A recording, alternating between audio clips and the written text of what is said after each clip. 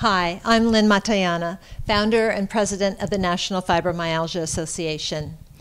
Back on March 10th, we sent out to every one of our constituents a personal letter from me explaining what has been going on during the past year with the National Fibromyalgia Association. I felt that it was important that I personally share with each one of you what has been going on, what has been happening, and why it has been happening. I know that I covered everything in the letter, but I think that it's important that you have even more insights because the National Fibromyalgia Association has been your nonprofit organization working to help the fibromyalgia community for the past 14 years. We have done this out of love, out of devotion, out of care for every single one of you. Being a person with fibromyalgia, I know what it is like to be suffering, to feel every day like there aren't enough people out there helping you. And I know that the NFA was the one that was there for you to turn to, for you to know that we were there helping all of the time. And it was probably quite a shock when you found out that you picked up the phone and you couldn't reach us, or that there were times when you didn't know if we were going to be able to continue to be there. And that's what I want to talk to you about, is that for the past 7 months, I have unfortunately been in a situation where I was in a very, very bad accident. It ended up being that I had to have my knee completely redone, not replaced, but using all of my own parts. They had to put my knee back together, which left me in bed for 8 weeks, unable to move, and unable to do the things that I wanted to be able to do to help keep the NFA going forward. We were financially hit just like many of the other nonprofit organizations out there. Hundreds and hundreds of nonprofits have gone out of business. I was speaking to a doctor yesterday who was on his way to be teaching a continuing medical education program. When he was leaving to go to the airport, he got a call and was told that that continuing medical education company had just gone out of business because of bankruptcy. Things are happening that are very unfortunate, but they are beyond our abilities to take care of them at that very minute. But what I wanted to do was I wanted to make sure that the NFA could continue, that there would be an organization for you. I know the stigma that we all live with, and I didn't want us to have a stigma of an organization falling apart and not being there for every one of us in the future. And that took a lot of planning. That took a lot of thinking on how we were going to do this when we were financially in a position which was very different from the past. When you have a day where all of a sudden someone comes to you and says, yes, we believe in you, and yes, we would like to give you money, but we can't anymore because we don't have it.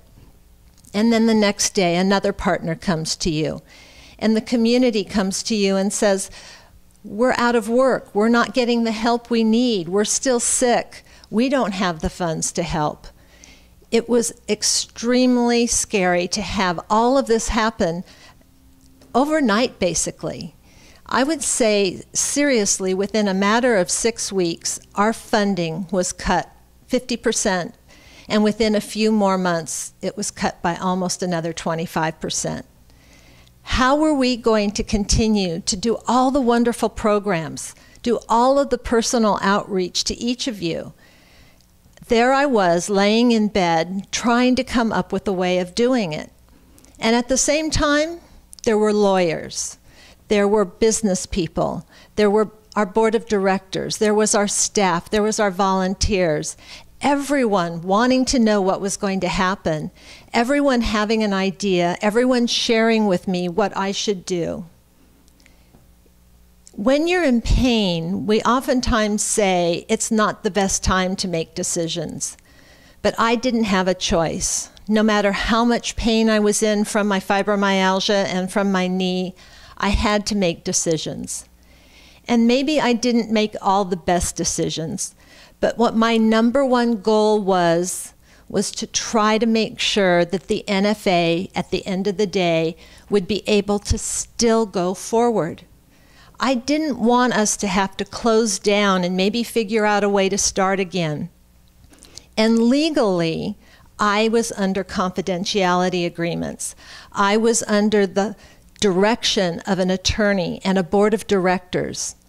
My power in a lot of ways was taken away from me because we were talking not hundreds, not thousands, but millions of dollars that the fibromyalgia community was either not going to be able to have to complete these programs, or we were going to possibly be taken to court for things that we had promised to do and we weren't going to be able to.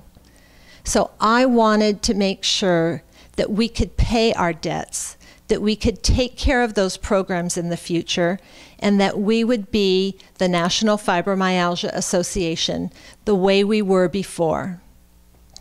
I know that there have been people who have questioned our motives, but I would just ask, over 14 years, when we started in my attic, to growing into the international, credible organization that we have grown into, what would be the reason why we would want to go away? What would be the reason why we would do something that would jeopardize the fibromyalgia community that we have sacrificed for and we have worked for because we believe in you and your needs? I'm one of you. I am one of those people that needs an organization like the National Fibromyalgia Association to be there, bringing awareness and making sure there's research and making sure that there's healthcare professionals who believe in us. So I would just ask that you look into your heart and think they did the best they could. And maybe it wasn't what you expected, maybe it wasn't what you had hoped for, maybe you wanted to know what was going on. But at the time, I felt that we had to try to get things put together so that I could give you good news instead of bad news.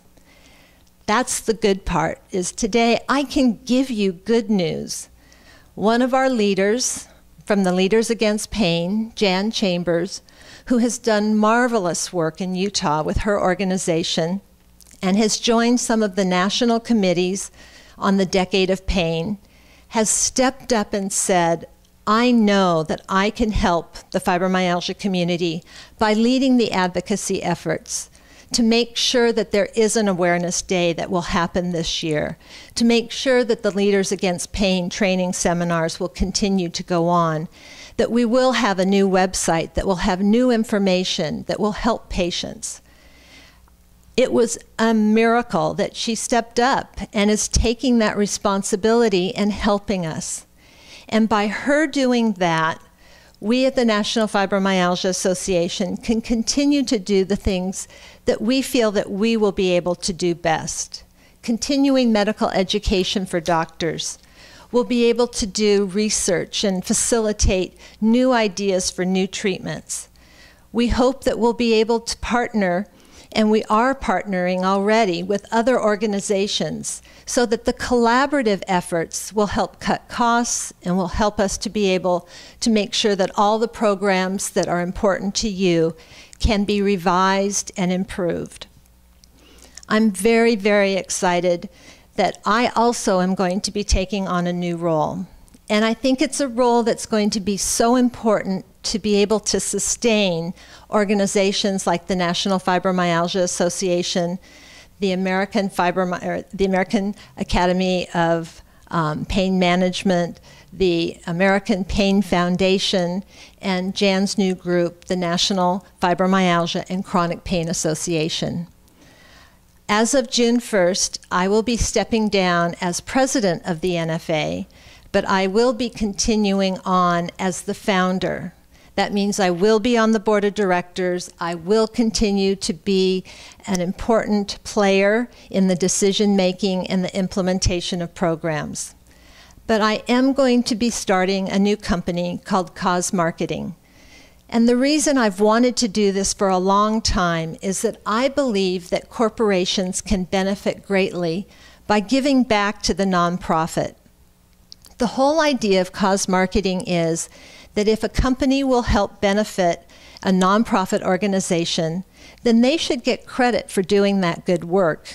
And that public relations message of their goodwill can be carried and can be shared with the community that they serve so that people know that they are helping others.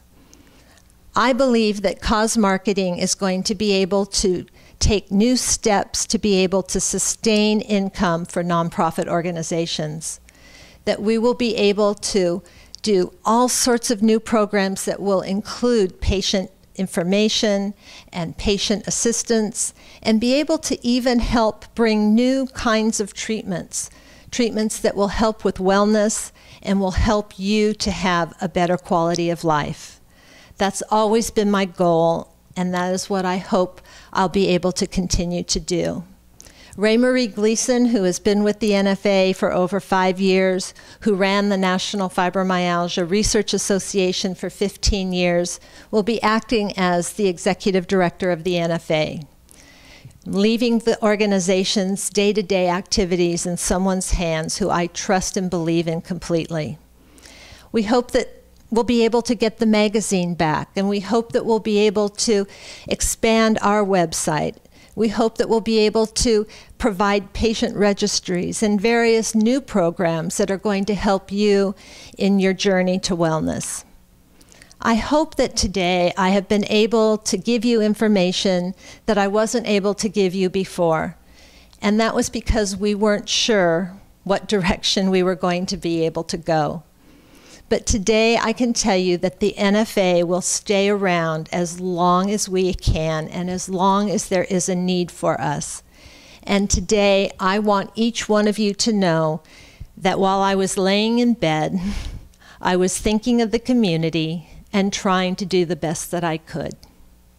I appreciate your time today, and I hope that each one of you continues on your journey to a better quality of life despite fibromyalgia.